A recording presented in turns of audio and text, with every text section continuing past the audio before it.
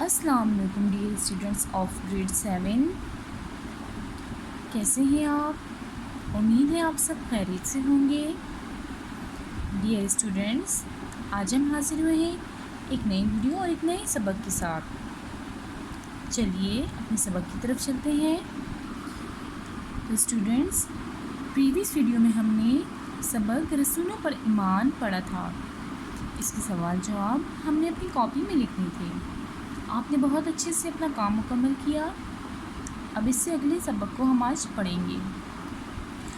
آج ہمارے چیپٹر کا نام ہے اسلام میں عبادت کا تصور۔ عبادت کے لفظی معنی عاجزی اور انکساری کے ہیں۔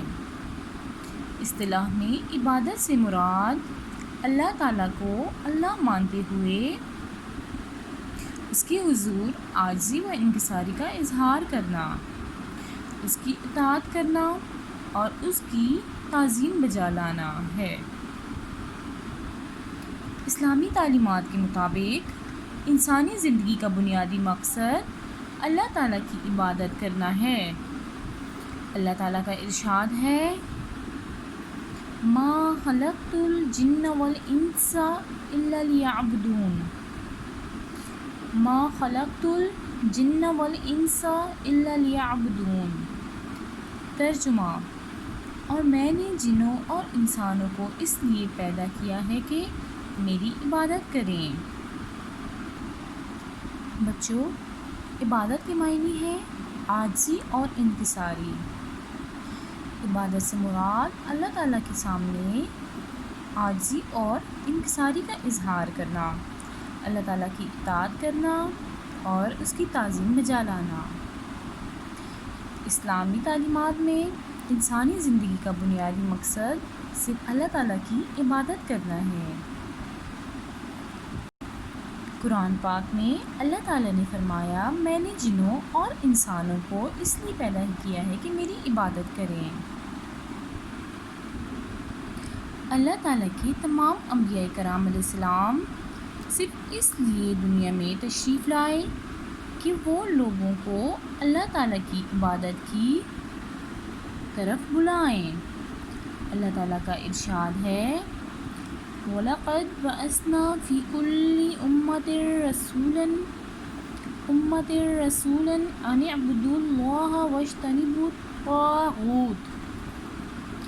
ترجمہ: اور ہم نے ہر جماعت میں پیغمبر بھیجا کہ اللہ ہی کی عبادت کرو اور بتوں کی پرستش سے اجتناب کرو۔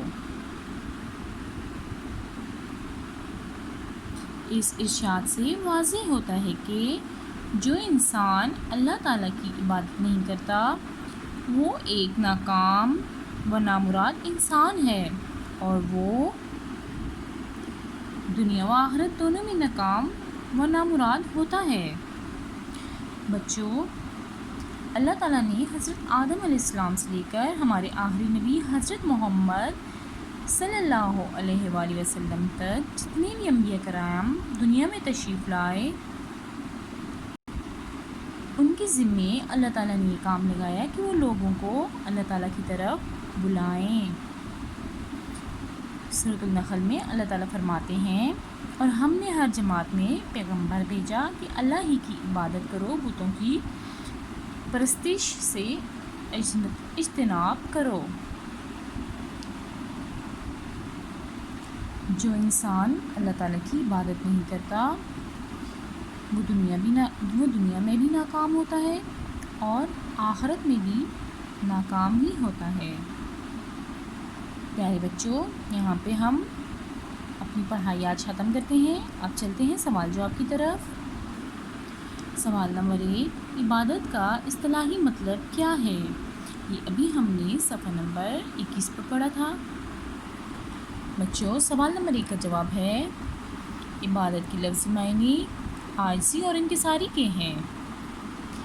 اصطلاح میں عبادت سے مراد اللہ تعالیٰ کو اللہ مانتے ہوئے اس کے حضور عاجزی و انکساری کا اظہار کرنا، اس کی اطاعت کرنا اور اس کی تعظیم بجا لانا۔ پہلے سوال کا جواب یہاں سے یہاں تک ہے۔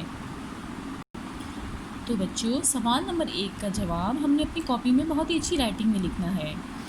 امید ہے آپ کو آج کی ویڈیو سمجھ آ گئی ہوگی۔ ملتے ہیں اپنی اگلی ویڈیو میں۔ اللہ حافظ۔